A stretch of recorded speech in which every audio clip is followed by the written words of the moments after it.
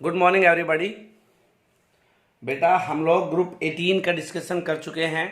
आज हम discussion start करते हैं ग्रुप 16 का, है ना।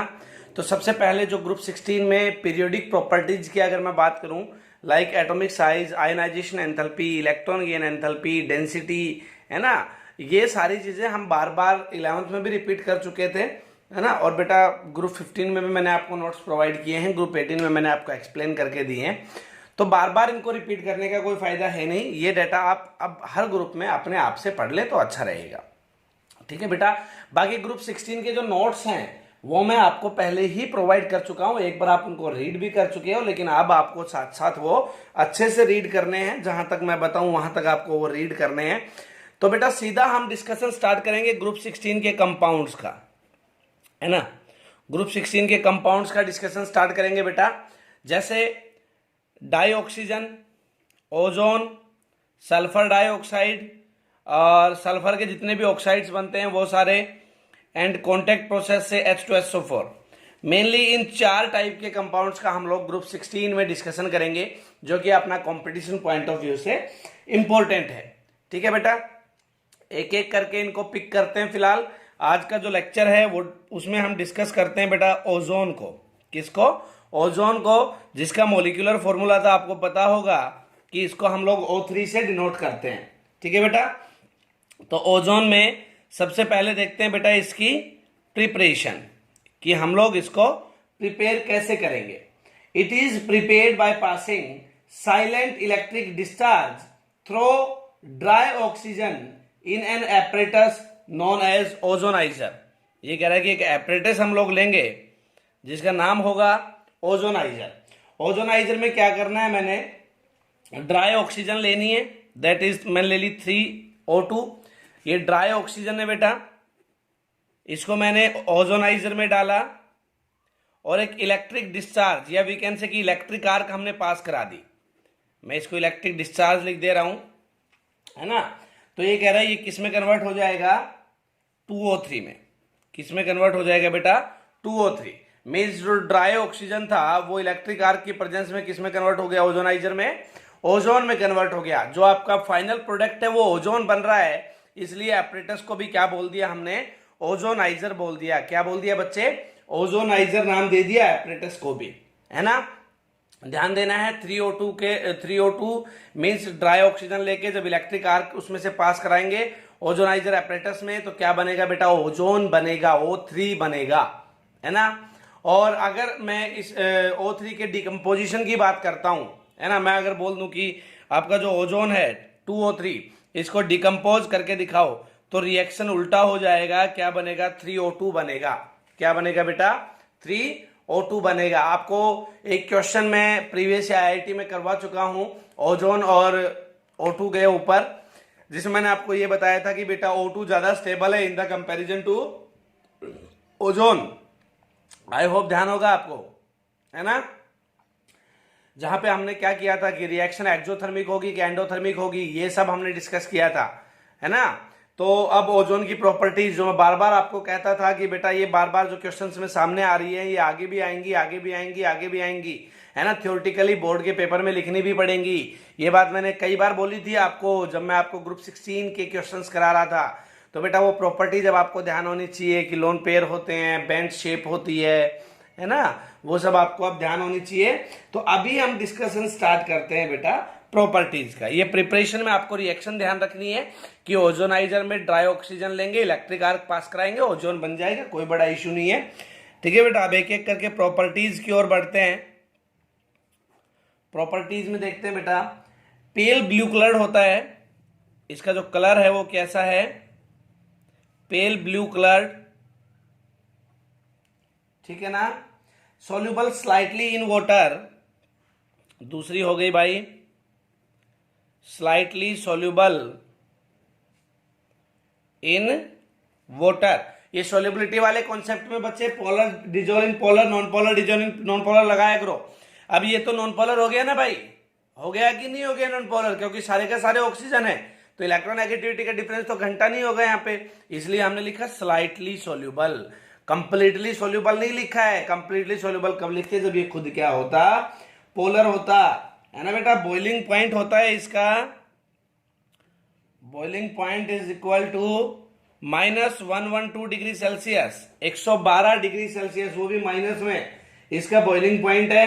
Unstable and diamagnetic at room temperature, ये तो आपको कई बार हम बता चुके हैं, डायमैग्नेटिक वाली बात तो क्वेश्चंस में आई थी ओजोन के बेटा। Unstable and diamagnetic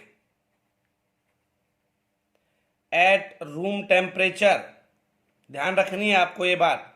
unstable and diamagnetic at room temperature. और दूसरी बात, जब इसकी रेजोनेंस स्ट्रक्चर्स की करते हैं या इसकी स्ट्रक्चर की करते हैं तो वो तो आपको पता ही होगी कि OH3 की जो स्ट्रक्चर होती है वो कैसी बनेगी भाई, ये बनेगी। ठीक है, लोन पेयर यहां पे आप दिखाइएगा, इसके पास 1, इसके पास 2, इसके पास 3, है ना बच्चे।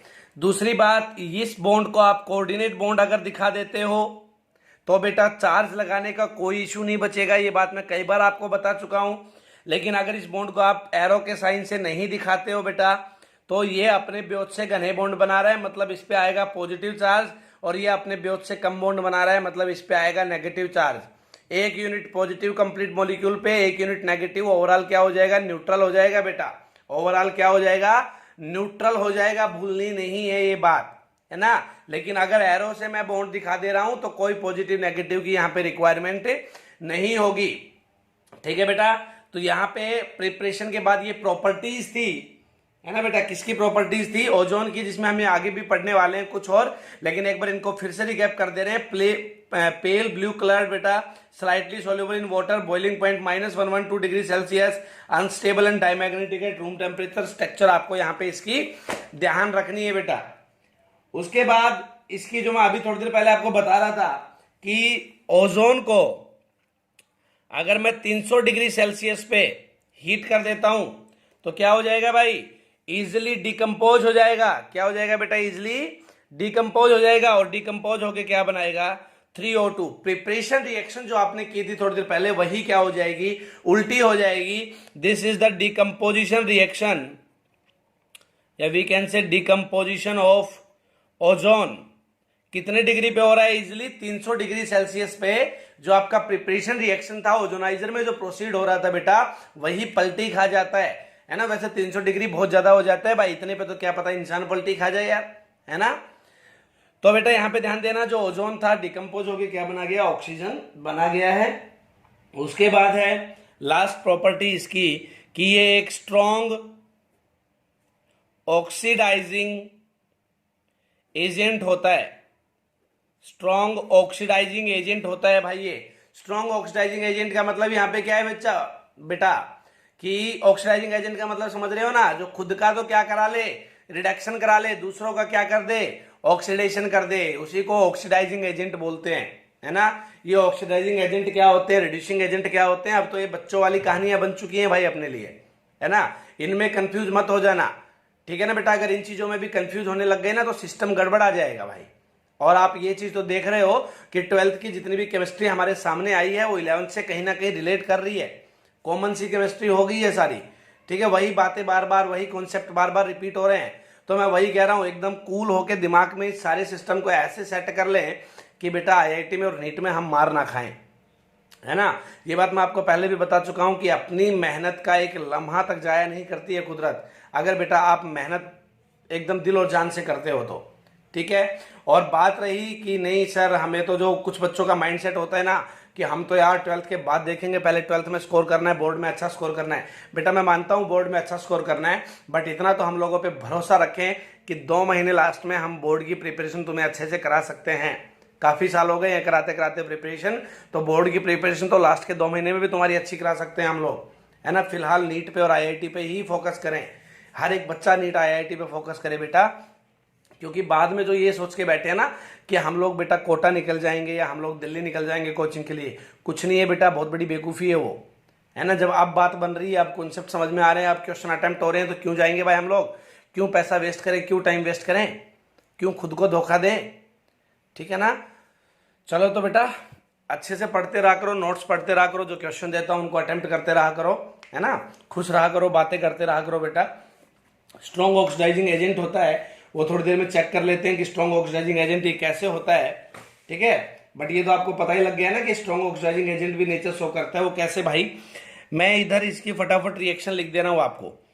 ये कह रहा है कि अगर O3 को हम लोग रिएक्ट कराते हैं सिल्वर के साथ, अगर मैं इसको हीट कर देता हूं तो यहाँ पे जो प्रोडक्ट बनेगा वो बनेगा Ag2O प्लस O2। क्या बनेगा बेटा? Ag2O plus O2। अब देखना इसने सिल्वर को क्या कर दिया, सिल्वर ऑक्साइड में कन्वर्ट कर दिया। मतलब सिल्वर का क्या कर दिया बच्चे? ऑक्सीडेशन कर दिया। सिल्वर का क्या कर दिया? ऑक्सीडेशन कर दिया। और खुद से 3 ऑक्सीजन थे, रिमूव करके 2 ऑक्सीजन पे आ गया है। मतलब खुद से कुछ ना कुछ बेटा क्या किया इसने, खुद से एक ऑक्सीजन को रिमूव कर दिया है। मतलब खुद का रिडक्शन कर लिया है, सिल्वर का ऑक्सीडेशन करा दिया है। तो कौन सा एजेंट हो गया बच्चे? ऑक्सीडाइजिंग एजेंट हो गया कि नहीं हो गया? हो गया भाई। उसके बाद अगर मैं O3 का रिएक्शन कराऊं भाई मरकरी के साथ, इसको अगर मैं हीट करता हूं तो रिएक्शन प्रॉपर्टीज सेम रहेंगी। जो प्रोडक्ट बनेगा वो क्या बनेगा बेटा? Hg2O plus O2। यहां पे भी आप देख रहे हो खुद से एक ऑक्सीजन कम कर लिया है, मरकरी के साथ ऑक्सीजन जोड़ दिया है। मतलब कौन सा एजेंट बन गया? ये ऑक्सीडाइजिंग एजेंट बन गया है। नेक्स्ट रिएक्शन है बेटा, अगर O3 को मैं रिएक्ट कराता हूं KI पोटासियम आयोडाइड एक्वस के साथ, है ना, ध्यान देना, पोटासियम आयोडाइड एक्वस के साथ अगर मैं इसको रिएक्ट कराता हूं तो जो प्रोडक्ट बनेगा वो क्या बनेगा?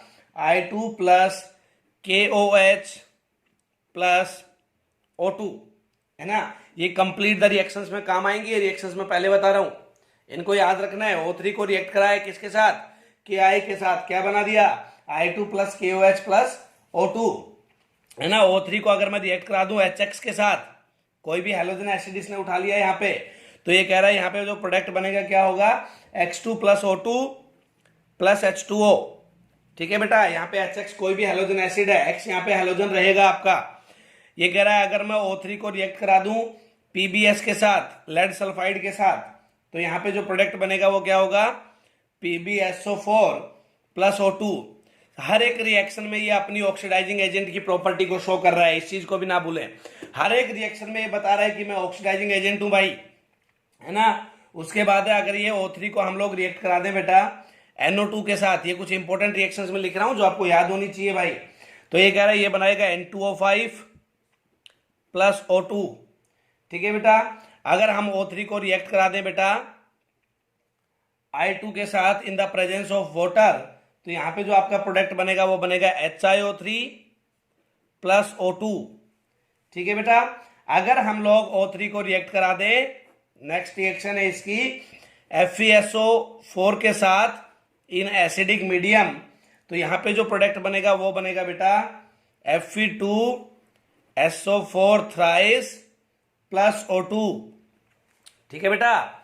लास्ट रिएक्शन देखते हैं बेटा कि अगर हम O3 को रिएक्ट करा दें किसके साथ? SnCl4 के साथ, तो यहां पे जो प्रोडक्ट बनेगा SnCl2 के साथ, सॉरी, अगर मैं O3 को रिएक्ट करा दूं SnCl2 के साथ in the presence of hydrochloric acid means HCl, तो यहां पे जो प्रोडक्ट बनेगा वो बनेगा SnCl4 प्लस O2।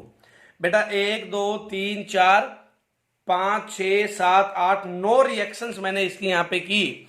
जो 9 की 9 रिएक्शंस में क्या बता रहा है कि भाई साहब मैं बहुत बढ़िया ऑक्सीडाइजिंग एजेंट हूं। ये चिल्ला चिल्ला के बोल रहा है इन 9 रिएक्शंस में कि भाई साहब मैं बहुत बढ़िया ऑक्सीडाइजिंग एजेंट हूं। और आपकी 9 की 9 रिएक्शंस में आप देख रहे हो O2 O2 O2 O2 O2 O2 O2 O2 और O2, बेटा ऑक्सीजन प्रोडक्ट पक्का निकल रहा है। हर एक रिएक्शन में ऑक्सीजन प्रोडक्ट पक्का निकल रहा है। मतलब O3 किस में कन्वर्ट हो गया? O2 में कन्वर्ट हो रहा है। मतलब खुद का तो रिडक्शन ये करा रहा है। अब खुद का रिडक्शन करा रहा है तो दूसरे का ऑक्सीडेशन करा रहा है भाई। और इसका मतलब एजेंट कौन सा हो गया? स्ट्रॉन्ग ऑक्सीडाइजिंग एजेंट हो गया। बेटा 9 की 9 रिएक्शन दिमाग में सेट कर लेनी है, कॉपी पे उतार लेनी है। और कंप्लीट द रिएक्शन में IIT में नीट में भी बहुत काम आने वाली है, क्योंकि क्वेश्चन फॉर्मेट आपको क्लियर हो ही चुका है कि IIT क्वेश्चन कहां से और कैसे पिक करती है। ठीक है बेटा, तो ये था आपका टोटल ओजोन की स्टडी। उसके बाद हम बेटा डाइऑक्सीजन और सल्फर की स्टडी करेंगे। ठीक है, तब तक आप जितनी भी पीरियोडिक प्रॉपर्टीज हैं और ओजोन को एक बार अच्छे से पढ़ ले बेटा। Thank you.